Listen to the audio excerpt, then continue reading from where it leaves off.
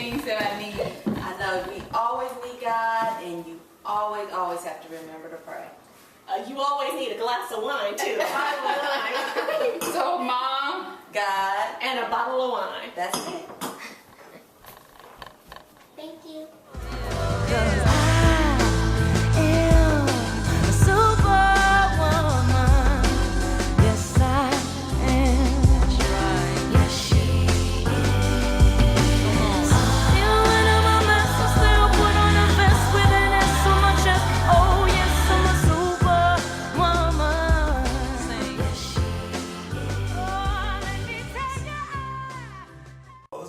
And one of the things as far as raising kids, families should be in one accord. Mm-hmm. So really, families should be in one accord. So what do you mean exactly by that when you say families? Meaning that my mother or Or your brother spouse. or just No, his spouse? I mean your spouse, your sisters. You know, if you're close with your siblings, adult siblings. Mhm. Your child should not be able to run to Uncle Johnny or Grandma Okay. and get what he wants because Mom or Dad says no. Right. Really, I mean, Yeah. example, I got lots of examples. And Smokey, I love you, really. I really do, but I didn't have a whole lot of issues with my children, but one time my son called himself running away. Oh, Yeah. wow. And he wanted to go live with my mom. And basically, I had to let her know that, Mom, you have to say no. Mm-hmm. Because if he doesn't obey and listen to what I tell him to do, what do you think he's going to do with you? Right. Eventually, it Right. will get to that. Right. And so when I say one accord, basically I just mean pretty much the same. You expect the same thing of your children that your sisters expect of theirs, and so forth and so on. And it really works. Mm-hmm. It really works. You can't have one parent saying yes and the other parent saying no, Right. and both parents saying no and grandma saying yes. Right. So if he ran away, is that considered a failure in your investment? How do you cope with that when he decides, I'm not going to take this, I'd rather leave? Well, he ran away for 5 minutes. But when you run to your grandma, you run to your cousin's It's still a house. success. If they're all in the same house. Right. Now, I don't think there's any failed investments. I don't think you ever fail when you make an investment in your children. Really, I don't. And by failure, you just try something different. Every child is different. You have 2 kids in the house, and every child is different. So I don't think you can fail. But what about when you have 2 children and one becomes a pastor and one becomes a crackhead? So have you failed? Or even though, because you can still dedicate that same time and attention, but I think Nate said on one show before, it's like some people children are just kind of born with who they are. So this child, no matter what, is just gonna be risky. It's Or gonna be even going back to one of the topics that Nichelle, one of her favorite topics, prostitutes, remember? But what if like a teenage runaway becomes a prostitute and was given everything, or the parent tried to do everything? What do you say then? Well, this is what I say. My daughter graduated from college. My son didn't. It wasn't because of my choice. It wasn't because of it wasn't that we couldn't afford it. It wasn't that I didn't make time. That was his decision. And that's not a failed investment. But he looks back and he says, Mom, you should have made me. You should have made me go to college. And I remind him, I did everything for you except study for you. So, Auntie, with that being said, do you think there ever is a failed investment?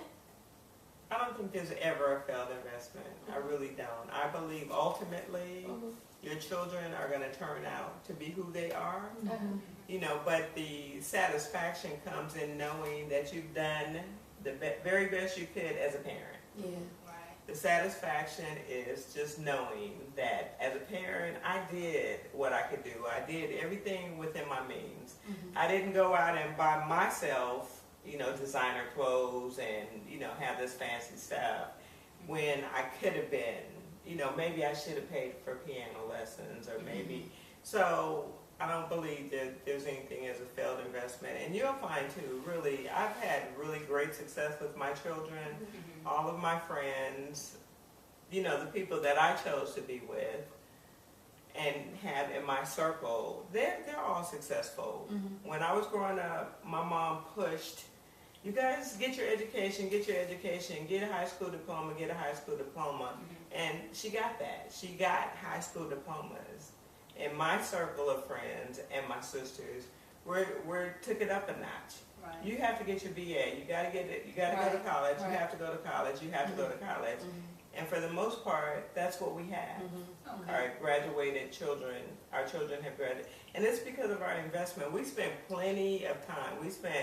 Where I went, for the most part, my children went. Now, I do believe in separate vacations and stuff for parents. But as a rule, my children were with me. And part of investing in your children, example, I took my daughter to on the East Coast tour. I took her there so she could see the Washington Monument, so she could see history, not just in the history books. But that was an investment. There's so many parents that I'm not going to pay for a plane ticket for my child, but it just makes them a well-rounded person. It gives them experience in life. I'm sorry. Do your kids have a pretty big age gap? I know the answer to this. I do. I have two only children. My kids are 12 years apart. So in hindsight, do you think, that you could say you were more experienced with your second child, so you were able to offer these things that maybe you didn't think of when you were a newer parent, younger parent? Because sometimes it seems like that first child is like your Test. trial and error. Your test failure. Oh, that didn't work. Right. Yeah. Because your first shot at being a parent generally is when the baby is here. Right. So everything is a trial and error. Well, yeah, and I hate to put it like that, but a lot but of no, parents it's are dealing true. with It's true. What I found after my daughter was born is with my son, I could have allowed him a little more independence to make a few more decisions. I could have allowed him just a little more freedom, but I was so bent on protecting him. And my only demands on him was to get good grades. So with saying that you could have given him more space and room to make some more decisions, why do you say that? Do you say that because it's manifested itself in some other way? Well, yeah, it actually has. Not a bad way. Like I said, there's no failed We investments. love Smokey. Yeah. There's no failed investments. But what I mean by that is, after he grew up and moved on to his own independent life, he called me a lot. Okay. Mom, what should I do about this? Mom, what do you think about this? Okay, Mom, these are my choices. Help me make a choice. So basically, it was just a small thing. It's just a small thing, but your kids should know how to make choices. They should know how to assess situations. You shouldn't always do the assessment for them. That's part of playing board games. That's part of getting them to think independently. And they make choices. They can look and say, you know what, that's a bad actor over there. That's not what I want to be a part of. And be strong about it. Be convicted. And it's like, no, I'm going to play with Johnny because... And he doesn't have to say it out loud, but he's calculating in his mind that looks like trouble. Right. You said a key word, independence. And this is a big question that I have. A lot of people, they'll see young children's independence as being grown. Even if their vocabulary is large, they'll see that as grown. She's grown because she said, well, in hindsight, so-and-so and so. They'll say, she's grown. So it seems like sometimes people reduce their children to stay in a box to say that you're a child. So where is that line between allowing them to have independence and to grow and their character to build, and then keeping them also innocent and respectful? Baby steps. Give them a little, you give them a chore, you give them an assignment, you ask them, stay at home. I mean, just really small things. Mommy's going shopping or going out with the girls or whatever. They should respect your rules. Right. And as they progress and accepting responsibility, because it's a responsibility. Right. When you leave the oldest child home, taking care of the two smaller children or whatever the case is, they exercise and follow your rules. You know that you can trust them to do the next thing. Right. Okay. So just little steps, small steps at a time, and they have to earn every bit of freedom that they get. Yeah, so I find that it's really important. It's really important to let them make some decisions. Let them grow. And you know your child better than anybody else. Right. So whereas I might think she's been flippant, Right. you know your child. Right. You know where she's come from. You know how she's educated. Right. I may be stuck. The person that's judging. Right. You may be judging. Right. Right. So did you allow your children to really articulate their feelings to you? Some call it talking back. My oldest daughter, she is very sharp. I think she perhaps will be a lawyer one day, because when something is stuck in her mind, unless she understands it otherwise, she wants to discuss that. I encourage that because it will allow her to assert herself, not to just submit to whatever someone else thinks. But I always say, you can tell me anything you want to say, but you do it respectfully. Exactly. But some people will think that it's talking back. No. Your children should not talk back to you. And you Once close say off their something, thoughts. right? Yeah. I've said it. We're not having any discussion about it. And I think you definitely draw a line. Okay, you said something 3 times, I said something 3 times, and we're going to draw the line here. Well, you as a parent, Right, I win. It's over. as a parent, you decide. You set the tone. You set the pace, and encourage. I strongly encourage you to allow your children to voice their opinion. Right. Because sometimes they may change your mind. Right.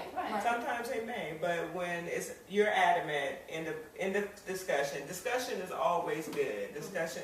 When I was growing up. Except, shut up, kid. I don't want to hear it. It does get to a point where you're just like, listen.